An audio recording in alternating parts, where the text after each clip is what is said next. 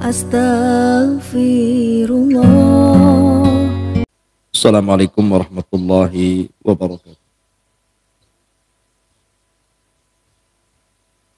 Alhamdulillah wassalatu wassalamu ala Rasulillah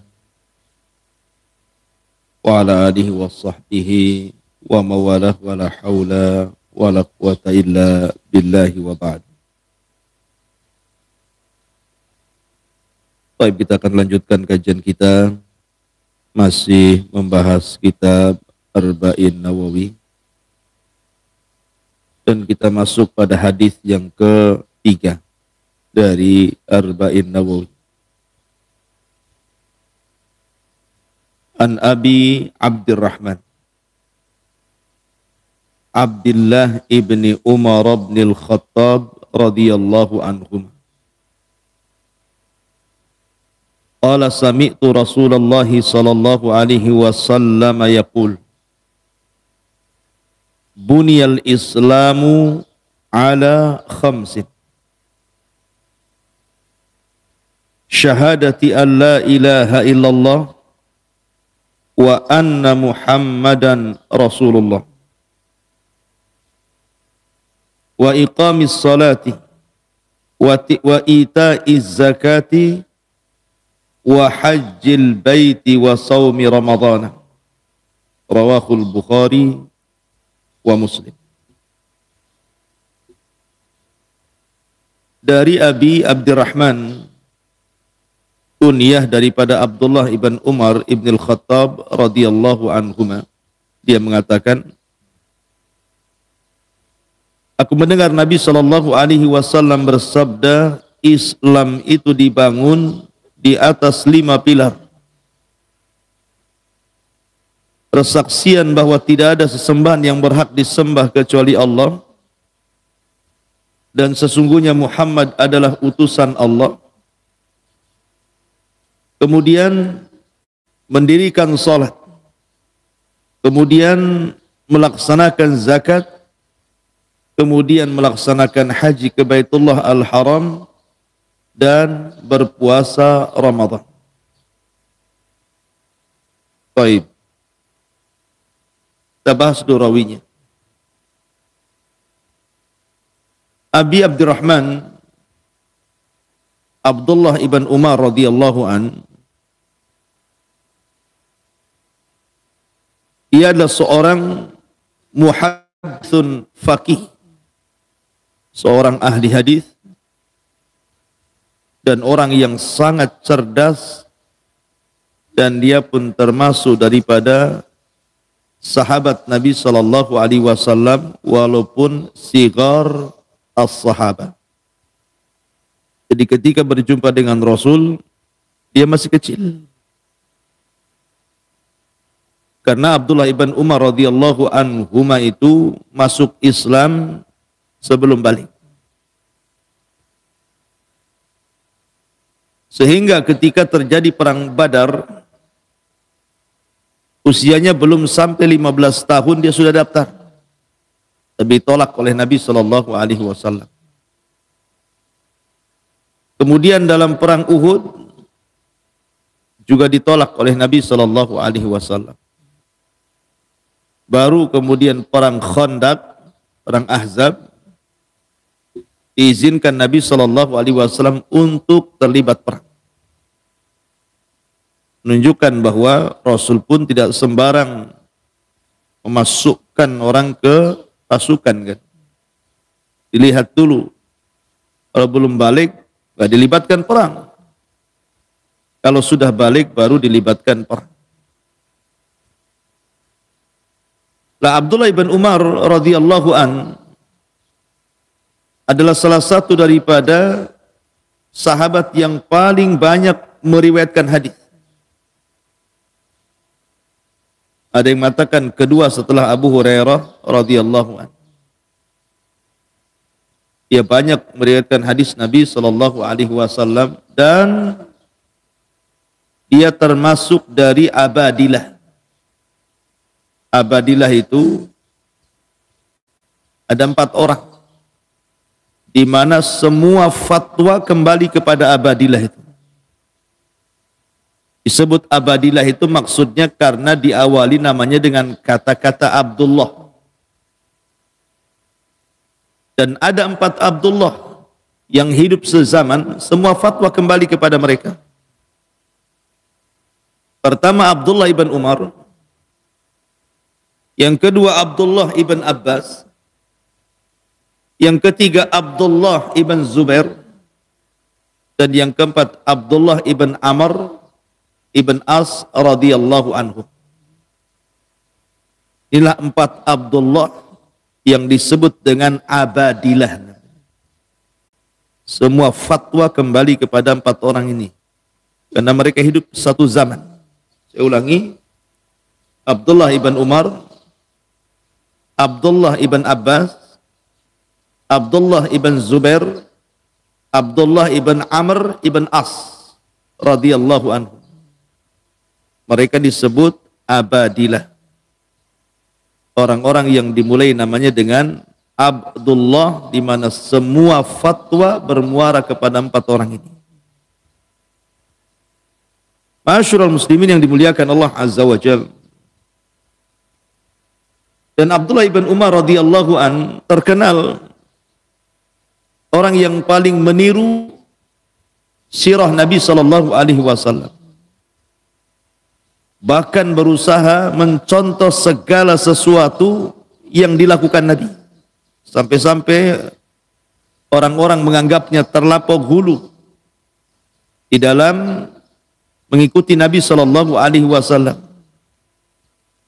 Karena sampai ke bekas kencingnya saja. Jadi umpamanya Rasul berhenti di sebuah pohon, kemudian kencing di situ. Maka Abdullah ibn Umar pun kalau lewat di situ, mesti dia sempatkan kencing di situ. Alasannya apa? Karena Rasul kencing di sini. Sampai masalah-masalah kencing saya ditiru. Sampai saat tempat-tempat kencingnya dia di situ, ya di situ. Makanya sampai orang mengatakan, seperti itulah Abdullah bin Umar itu meniru Nabi. Pakaiannya, warna pakaiannya, dan begitu seterusnya. Sehingga dia terkenal orang yang paling meniru Nabi sallallahu alaihi wasallam. Dan dia adalah kiblat bagi para thalabatul hadis khususnya di kota Madinah. Karena dia mufti Madinah.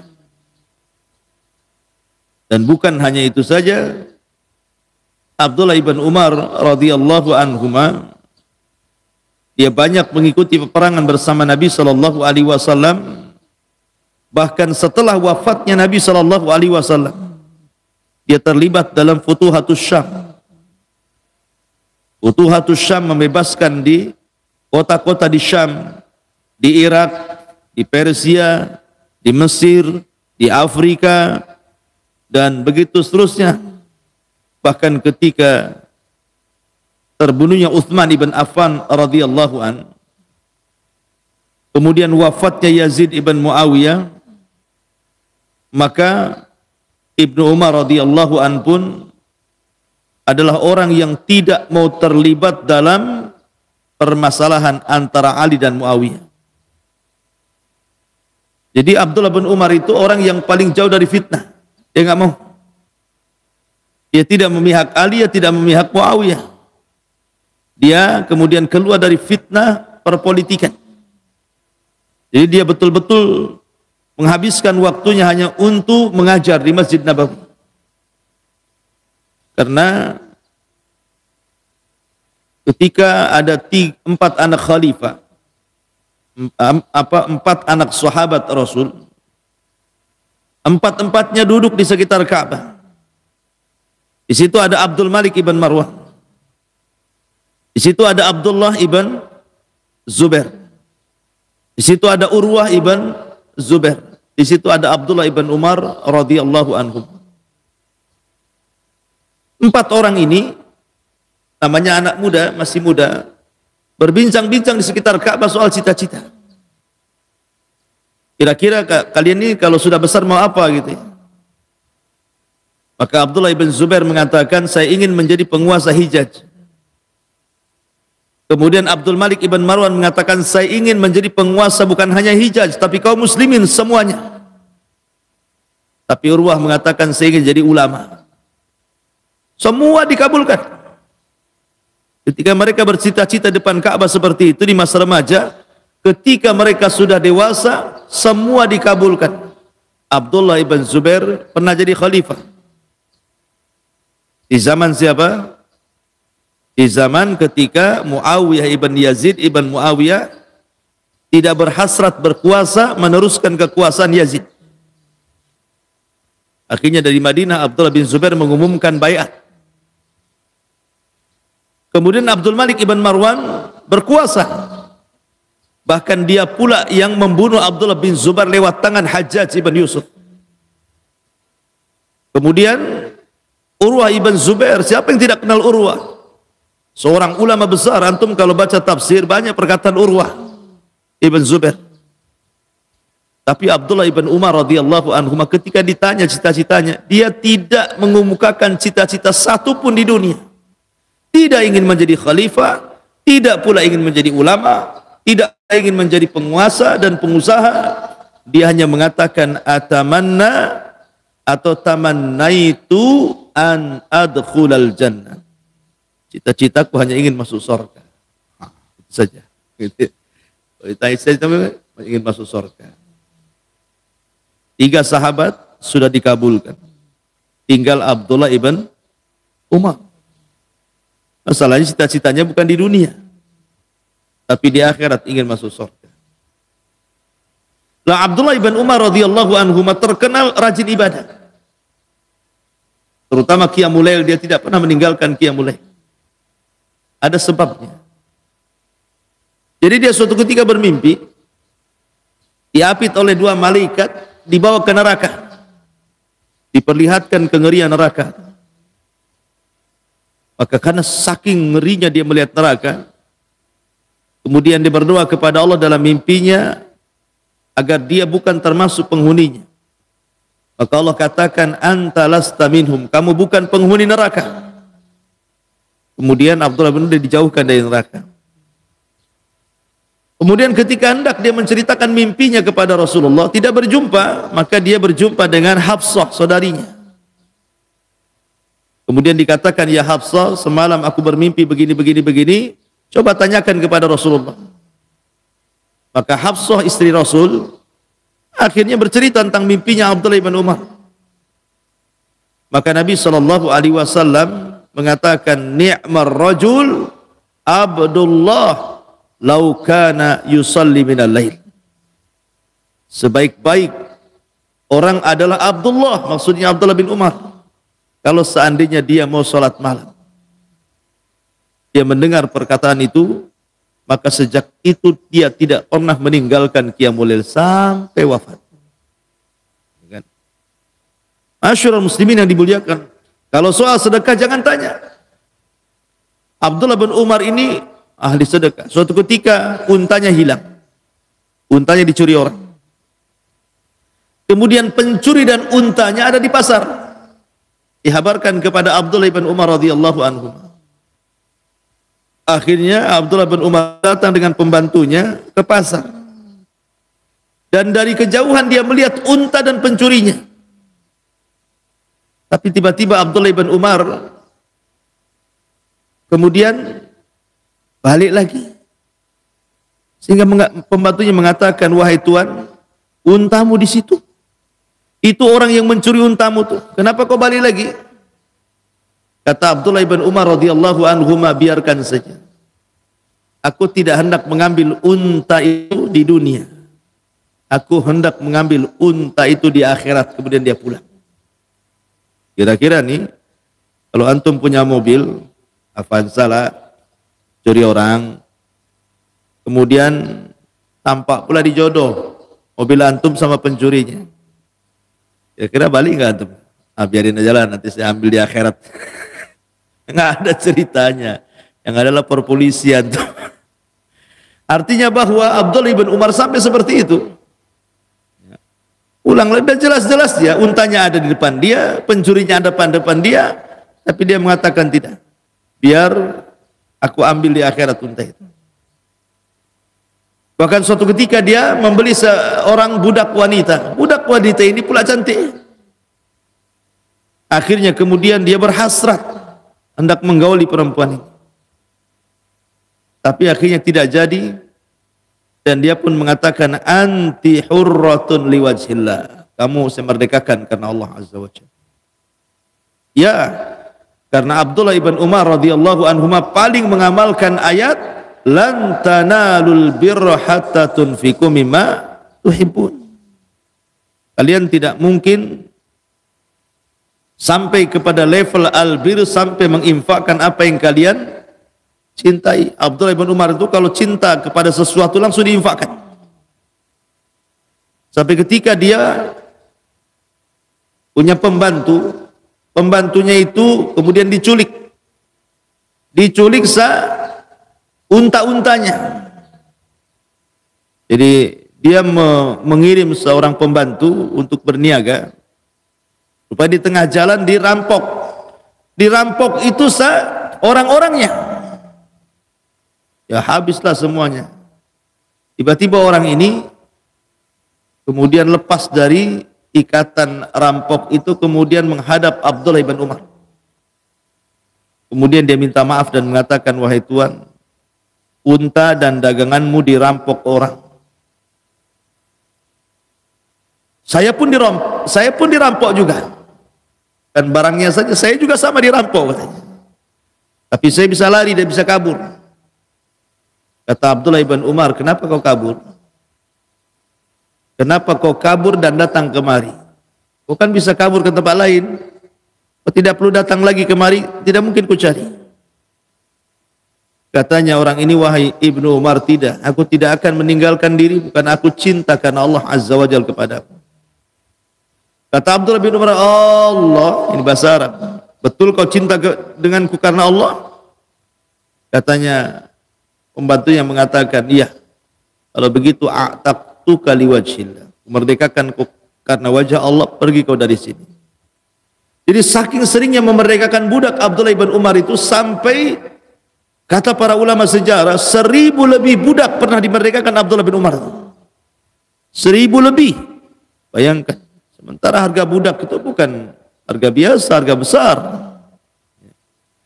Menunjukkan bagaimana ibadahnya, bagaimana kedermawanannya, bagaimana ilmunya sudah tidak dilakukan lagi karena dia seorang perawi hadis Nabi sallallahu alaihi wasallam.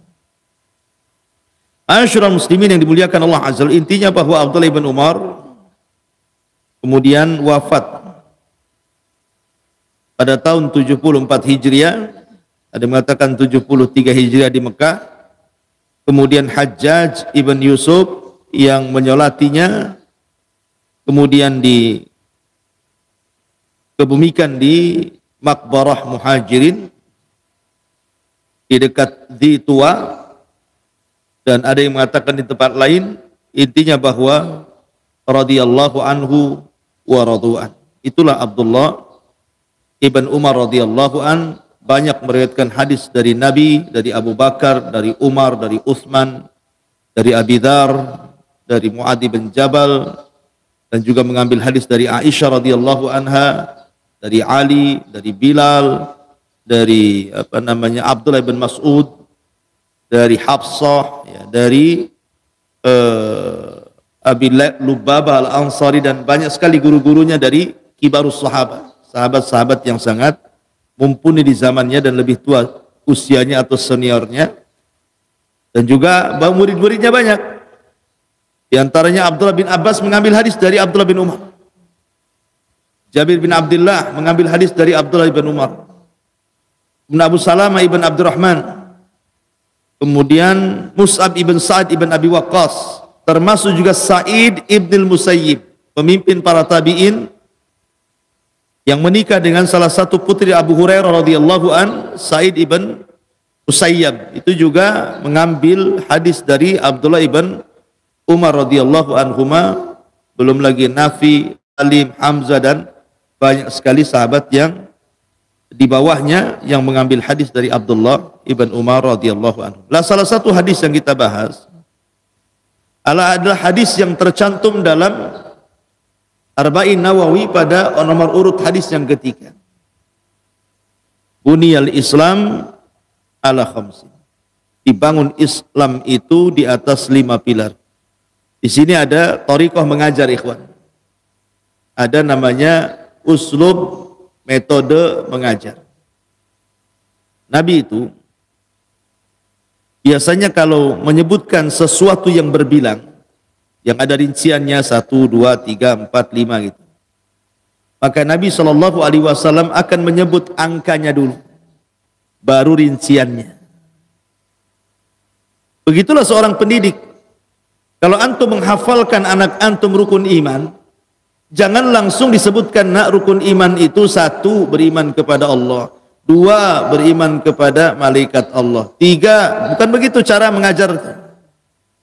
Sini, nak, rukun iman itu ada 6, simpan 6 di otakmu. Jadi sebutkan angkanya dulu. Rukun iman ada berapa, nak? Ada 6, simpan 6 ini. Baru sudah tersimpan angka 6 ini, baru dirinci sama kita. 1, 2, 3, 4, 5, 6. Begitu teori Nabi SAW kalau mengajar para sahabat, maka disebutkan angkanya dulu, baru kemudian rinciannya. Dan juga ini thariqah Al-Quran. Ingat kita ketika membahas surah Al-Baqarah, ketika Allah Subhanahu wa taala menceritakan tentang kisah permulaan panggilan kepada Bani Israel, ya Bani Israel, udhkuru ni'mati allati an'amtu alaikum, dan terus begitu seterusnya. Panggilan Bani Israel di permulaan itu 2 panggilan. Panggilan yang pertama menjelaskan secara global tentang Bani Israel. Panggilan yang kedua menceritakan secara rinci. Artinya bahwa Quran mengajarkan, thariqah mengajar, sebutkan globalnya dulu baru rinciannya, gitu maksudnya. Nah, di sini juga sama. Bunyal Islam ala khamsin. Islam itu dibangun di atas 5 pilar. Tempel 5 ini supaya mudah diingat. Baru rinciannya apa itu 5. Syahadati an la ilaha illallah wa anna Muhammadan Rasulullah. Persaksian bahwa tidak ada sesembahan yang berhak disembah kecuali Allah, dan ini artinya tauhid, la ilaha illallah. Kalimat yang sangat agung, miftahul jannah, kuncinya surga. Bahkan kunci orang masuk Islam. Bahkan la ilaha illallah adalah kalimat yang didakwahkan seluruh para nabi dan rasul. Bahkan di akhir zaman tidak ada kalimat yang lebih manfaat kecuali la ilaha illallah. Sebagaimana hadis Hudzaifah ibn Yaman, ketika Al-Quranul Karim diangkat dalam 1 malam dan tidak ada lagi Al-Quran di permukaan bumi. Ketika Al-Quran kemudian diangkat di dada-dada kaum muslimin sehingga tidak ada satupun yang hafal 1 ayat pun dalam Al-Quran. Tetapi orang-orang tua mereka menghafal kalimat la ilaha illallah. Bukan karena mereka belajar, tapi mereka mendengar nenek moyang mereka mengatakan la ilaha illallah, maka mereka pun ikut mengucapkannya. Akhirnya ditanyakan kepada Hudzaifah ibn Yaman, apakah la ilaha illallah yang diucapkan oleh umat akhir zaman? Mereka mengucap bukan karena belajar, tapi mereka mengucap karena diucapkan nenek moyang mereka. Mereka mendengar begitu, maka mereka pun mengucap begitu. Apakah la ilaha illallahnya bermanfaat bagi mereka di akhirat, wahai Hudzaifah? Kata Hudzaifah, ya tunjihum bila ilaha illallah. Allah selamatkan mereka dengan la ilaha illallah. Artinya kalimat la ilaha illallah kalimat luar biasa. Makanya hadis bitaqah itu, hadis kartu sakti, ketika seseorang di dunia tidak pernah beramal soleh, nggak pernah sujud, nggak pernah ruku, nggak pernah sedekah, nggak pernah beramal soleh, hidupnya maksiat saja, tapi sebelum meninggal dia mengucapkan la ilaha illallah, kemudian didatangkan di hadapan Allah, kemudian didatangkan catatannya 99 catatan. Kemudian kata Allah, ambil 1 catatanmu, bentangkan di hadapanku. Rupanya 1 catatan saja dibentangkan sejauh mata memandang. Kayak antum beli belanja di mall, kemudian keluar struknya itu dari mesinnya itu, sejauh mata memandang. Berapa banyak barang yang antum ambil tuh? struknya keluar dulu, pokoknya sejauh mata memandang. Berarti antum borong sak mal-malnya. Kalau struknya saja sejauh mata memandang gitu ya. Jadi satu sijilat saja itu sejauh mata memandang, artinya itu semua kesalahan dia. 1, 2, 3 kesalahan dia, dia berzina, dia begini, dia begini, dia begini. Sejauh mata memandang. Ini baru 1, belum 98 itu belum dibuka lagi. Baru 1 saja dia. Down lah dia. Karena semua kebaikannya, kejahatannya segitu banyak gitu ya. Jika ketika Allah tawarkan, adakah kebaikan? Dia mengatakan, seandainya pun ada kebaikan, apalah kebaikan itu dengan kejahatan segini banyaknya ya Allah. Akhirnya kemudian Allah subhanahu wa ta'ala keluarkan kartu saktinya. Kenapa? Karena dia pernah mengucapkan la ilaha illallah.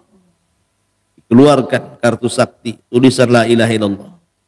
Kemudian diletakkan di neraca, dan 99 dosanya, catatan dosanya diletakkan di neraca satunya, malat bihinna la ilaha illallah, tasat bihinna la ilaha illallah. Tiba-tiba la ilaha illallah memberatkan timbangan dia. Padahal dia tidak pernah beramal soleh, tapi dia tutup hidupnya dengan la ilaha illallah.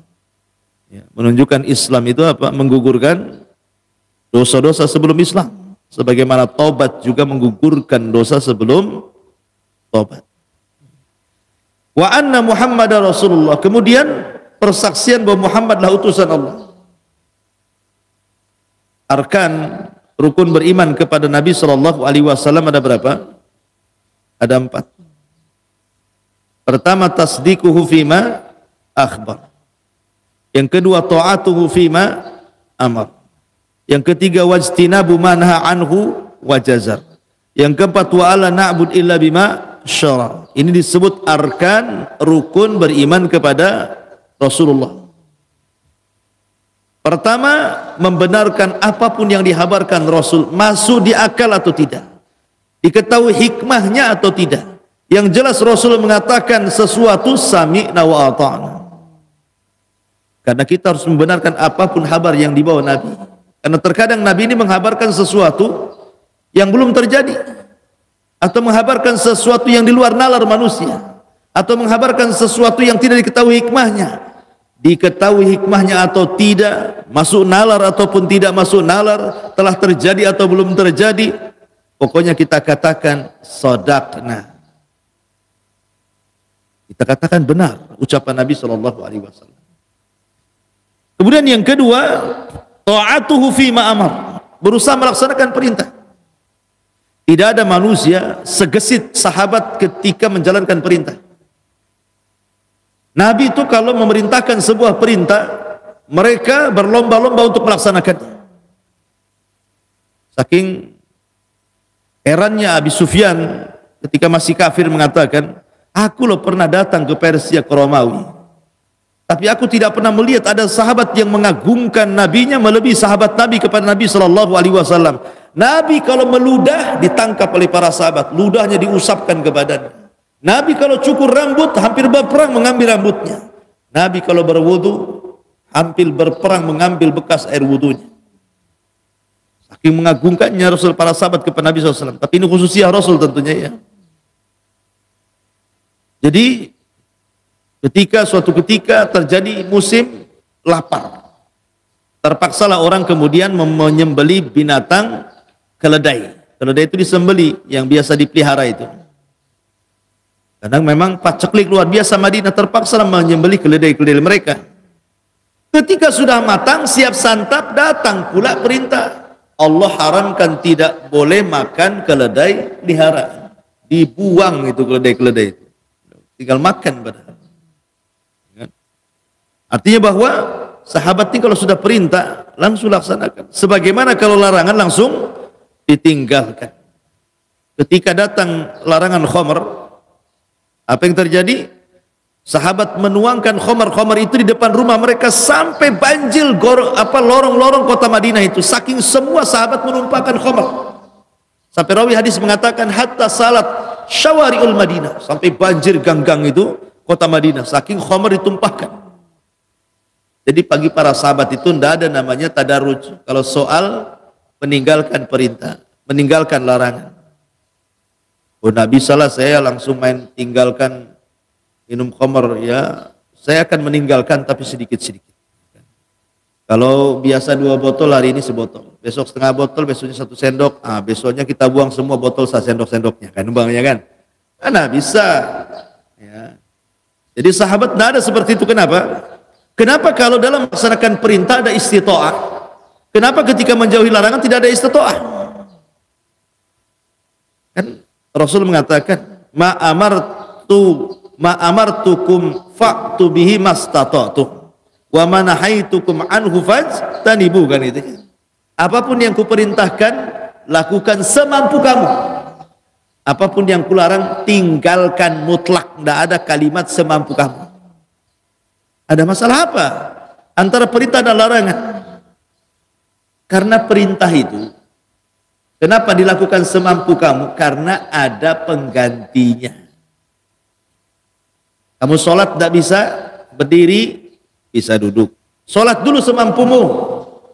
Kalau sudah diusahakan berdiri tidak mampu, duduk, kan gitu ya. Sholat duduk semampumu. Kalau tidak sanggup duduk, baring. Wudu dulu dengan air, cari dulu air semampumu. Kalau tidak ada, ya sudah tayamum. Gitu. Maksudnya ada penggantinya. Tapi larangan tidak ada penggantinya. Kamu jangan minum brandy, oh berarti boleh whisky. Enggak ada. Ada ganti-ganti. Kamu tidak boleh makan dosis sekian, oh boleh yang lebih rendah di bawahnya. Enggak ada. Kalau sudah larangan mutlak, makanya tidak ada istitwa dalam larangan itu. Ada penggantinya masalahnya. Jadi tinggalkan gitu ya.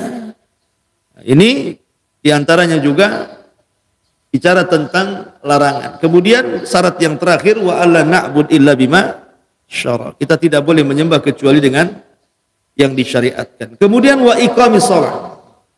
Yang paling penting setelah syahadatain adalah salat. Karena hukum meninggalkan salat ini menjadi khilaf para ulama. Ada yang mengatakan sampai tingkat kufur, keluar dari Islam. Ada yang mengatakan dilihat meninggalkannya. Kalau meninggalkannya ini karena takasul, dia yakin sholat wajib, tapi karena malas dia meninggalkan, maka sebagian ulama mengatakan tidak kafir tapi fasik. Tapi yang meninggalkan seperti ini pun dilihat juga. Kalau dia lebih banyak meninggalkan sholat dari melakukannya, tetap kafir. Man taraka sholata jumlatan faqad kafar. Siapa yang meninggalkan sholat secara jumlah, artinya hidupnya lebih banyak meninggalkan sholat dibandingkan melakukannya, kafir. Yang jadi khilaf itu kalau sekali-kali meninggalkan sholat. Tapi dia sering sholat dalam satu hari itu, ya 5-4 waktu itu rajin.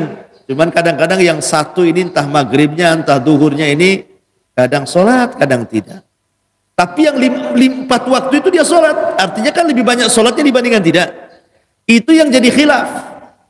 Ada yang mengatakan kafir, ada yang mengatakan fasik. Tapi yang jelas bahwa kata Syaukani rahimahullahu ta'ala, cukuplah seseorang itu jangan sampai meninggalkan sholat ketika mendengar hadis Nabi SAW, al-ahdu bainana wa bainahumus sholatu faman taraka faqad kafar. Perbedaan kita dengan mereka orang kafir itu sholat. Siapa yang meninggalkan sholat bisa kufur. Cukup dengan hadis ini menakut-nakuti kita sebenarnya. Karena bagi para ulama ketika bicara tentang hukuman orang yang meninggalkan sholat, dibunuh karena murtad. Ada juga yang mengatakan tidak dibunuh, tapi dipenjara sampai mati, dipenjara kecuali dia bertobat. Jadi kalau di lingkungan Islam, seperti pendapat Imam Malik, pendapat Imam Ahmad, pendapat Imam Syafi'i, orang yang meninggalkan sholat di hukum pancung sebagai had oleh penguasa. Kecuali Abu Hanifah mengatakan dipenjarakan sampai mati, kecuali dia bertobat. Ya kan? Abu Hanifah mengatakan penjarakan saja, biar dia mati di penjara sampai dia betul-betul tobat. Tetapi 4 mazhab sepakat intinya diberikan hukuman. Dan yang memberikan hukuman tentu bukan seorang ayah, seorang ibu, tetangga, tetapi pemerintah. Ya kan? Jadi hukuman-hukuman seperti ini adalah kembali kepada pemerintah Islam. Wa iqamis shalah wa ita'iz zakat. Dan orang yang melaksanakan zakat, zakat ini selalu disebut dengan sholat. Selalu disebut dengan sholat. Kenapa? Karena kalau cerita ibadah badan pasti bicara sholat. Tapi kalau bicara tentang ibadah harta pasti zakat. Dan dua-duanya sering disebut. Dan orang yang meninggalkan zakat tetap harus diperangi juga seperti orang yang meninggalkan sholat. Dan itu dilakukan oleh Abu Bakar. Abu Bakar memerangi orang-orang yang tidak membayar zakat. Ketika ditanya oleh Umar, "Hei Abu Bakar, kenapa kau memerangi orang yang mengucapkan la ilaha illallah?" Padahal Nabi SAW mengatakan, "Umirtu an uqatilan nas hatta yashhadu an la ilaha illallah." Diperintahkan memerangi manusia sampai mereka mengucapkan kalimat la ilaha illallah. Mereka mengucapkan kalimat la ilaha illallah, ya Abu Bakar. Kenapa kau perangi juga? Maka Abu Bakar mengatakan, tetap aku perangi. Kalau mereka menahan zakat, di zaman Rasul mereka zakat, di zamanku tidak ada yang zakat, maka aku tidak akan membedakan orang yang meninggalkan sholat dengan meninggalkan zakat. Tetap aku perangi mereka. Akhirnya apa yang dilakukan Abu Bakar yang tadinya oleh sebagian sahabat tidak disetujui, malah kemudian menjadikan pujian manusia. Islam ini ditolong oleh dua manusia, pertama Abu Bakar, yang kedua Ahmad ibn Hanbal. Abu Bakar di saat manusia murtad dan tidak mau bayar zakat, Abu Bakar perangi itu. Dan di zaman Imam Ahmad ketika terjadi mihnah, orang dipaksa mengucapkan Al-Quran makhluk, hanya satu-satunya yang bertahan mengatakan Al-Quran kalamullah, dialah Ahmad ibn Hanbal rahimahullahu ta'ala. Makanya Islam ditolong di dua manusia. Kalau bukan karena Allah kemudian Abu Bakar, tentu kita sudah jadi orang murtad. Kalau bukan karena Allah kemudian Imam Ahmad, tentu kita jadi Mu'tazilah. Makanya Islam ditolong dua manusia mulia ini, Abu Bakar dan Ahmad ibn Hanbal rahimahullahu ta'ala. Kemudian wahajjil bait, haji. Haji zaman dulu beda dengan haji zaman sekarang ya.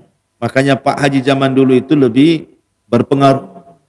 Orang dulu itu pengaruh haji luar biasa. Karismatiknya, segennya, malunya luar biasa. Orang lewat depan Pak Haji aja lemas dulu itu.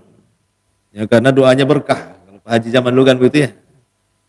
Iya karena memang hajinya sulit gitu ya kan. Berbulan-bulan mereka di kapal. Dan rata-rata orang dulu kalau haji sudah tua biasanya. Kenapa? Karena nabung dulu, nyelengi dulu dari masa remaja sampai tua. Baru kemudian setelah punya duit baru berangkat bedah celengan. Kemudian berangkat naik kapal lagi berbulan-bulan lagi sampai di sana di Jeddah jalan kaki lagi, coba bayangkan. Sehingga banyak yang tidak selamat. Pulang tinggal nama. Nah, makanya yang berhasil pulang itu hajinya itu memang luar biasa, sakral sekali hajinya itu. Kalau kiai ceramah nggak ada hajinya nggak laku dia dulu tuh. Makanya dibuat KH, kiai haji ya. Kalau hanya kiai saja belum afdal, belum berkah dakwahnya. Kalau sekarang biasa aja haji, artis pun haji, semua haji. Biasa. Haji berapa kali? Satu kali. Kamu dipanggil Pak Haji. Aku 3 kali. Haji, anu. Gitu ya. Detailnya 3. Gitu. Intinya bahwa haji adalah salah satu ibadah yang disyariatkan sejak zaman Ibrahim alaihi salatu wassalam. Dialah yang meletakkan asas tentang ibadah ini. Kemudian dilanjutkan oleh para nabi setelahnya sampai kepada Nabi sallallahu alaihi wasallam. Kemudian juga puasa Ramadan sama. Intinya bahwa apakah syahadat, maksudnya tauhid, apakah sholat, apakah zakat, apakah haji, apakah puasa Ramadan, semua agama diperintah. Semua nabi diperintah 5 perkara ini. Semua nabi diperintahkan tauhid. Semua nabi diperintahkan sholat. Semua nabi diperintahkan zakat. Semua nabi diperintahkan haji. Dan semua nabi diperintahkan puasa. Kutiba alaikumusiyam kama kutiba alal ladina min qablikum. Diwajibkan kepada kalian puasa sebagaimana diwajibkan kepada umat sebelum kalian. Artinya bahwa 5 rukun Islam ini semua para nabi diperintahkan. Semua para nabi. Artinya bahwa ini adalah arkan, rukun, betul-betul pondasi tegaknya sebuah agama. Karena semua para nabi diperintahkan tauhid, salat, zakat, puasa dan haji. Ini diantara faedah hadis Abdullah ibn Umar radhiyallahu anhuma dari hadis yang ketiga Arba'in Nawawi. Wallahu a'lam bishawab. Mudah-mudahan manfaatnya. Subhanakallahumma bihamdika asyhadu an la ilaha illa anta astaghfiruka wa atubu ilaik. Allahu taala alam. Assalamualaikum warahmatullahi wabarakatuh.